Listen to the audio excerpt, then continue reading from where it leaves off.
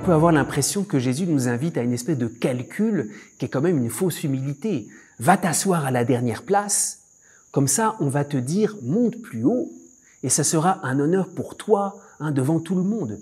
Ça fait penser un peu à la fausse humilité. Parfois on nous fait un compliment et puis on nous dit non pas du tout, on se met à la dernière place. En fait c'est pour dire mais redis-moi encore ce compliment parce que ça me fait du bien. C'est une espèce de calcul qui est presque un peu malsain. Alors comment est-ce que Jésus peut recommander cette espèce de calcul de se mettre à la dernière place pour qu'on nous appelle et qu'on ait plus d'honneur devant tout le monde?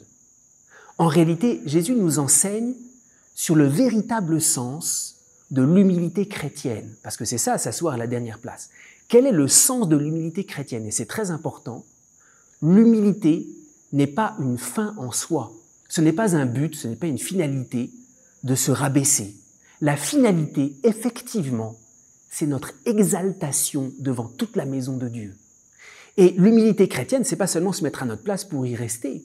L'humilité chrétienne, c'est arriver tel que l'on est avec notre misère pour que la miséricorde puisse surabonder en nous.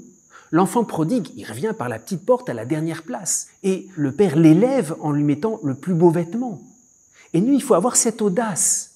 Si jamais on fait cet acte d'humilité de se mettre à la dernière place, mais c'est pas pour y rester, c'est parce qu'on sait qu'en donnant notre misère à Dieu, il va pouvoir faire surabonder sa miséricorde. Si déjà on raisonnait comme cela, je vais voir Dieu avec ma petitesse, parce que le grand enjeu, c'est qu'il m'élève dans la miséricorde. C'est pour ça que Jésus conclut. Qui s'élève sera abaissé, c'est-à-dire si tu arrives sans montrer ta petitesse, mais tu vas tomber.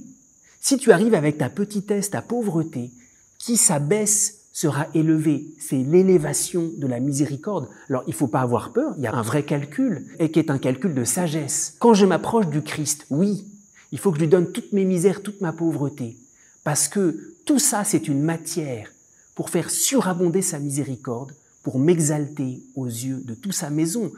Comme le bon larron, au dernier moment, aujourd'hui avec moi tu seras dans le paradis, c'est le mystère de la gloire. À nous tous, la gloire est destinée. La seule chose que nous avons donnée à Jésus, c'est tout simplement notre misère, dans la plus grande simplicité. Alors, sachons chercher l'humilité, non pas pour le plaisir de nous abaisser, mais pour accueillir la plénitude de la lumière et la miséricorde du Christ.